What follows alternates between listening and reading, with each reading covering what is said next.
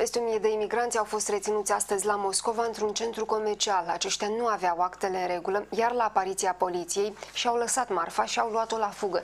Pentru a-i reține, poliția a apelat la trupele speciale și armată.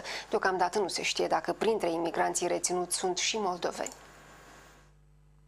Imigranții, majoritatea fiind din Asia, lucrau fără acte în centrul comercial Moscova din capitala rusă. În urma unui control de rutină efectuat de poliție, vânzătorii au dat bir cu fugiții, părăsindu-și tarabele. Din imaginile filmate de un martor se vede cum oamenii sar și gardul pentru a scăpa de poliție. Evadarea lor a suferit eșec, întrucât toată zona era înconjurată de forțe speciale. На данный момент задержано порядка 1000 человек. Это выходцы из республик Средней Азии и Юго-Восточной Азии. Данные граждане будут доставлены в территориальные подразделения ГУВД по городу Москве, где будут проверены их документы. Presa rusă scrie că și în următoarele zile vor fi efectuate controale ale poliției în mai multe piețe din Moscova. Imigranții ilegali sunt în prezent un subiect sensibil în Rusia după ce un cetățean din Azerbaidjan a omorât un moscovit.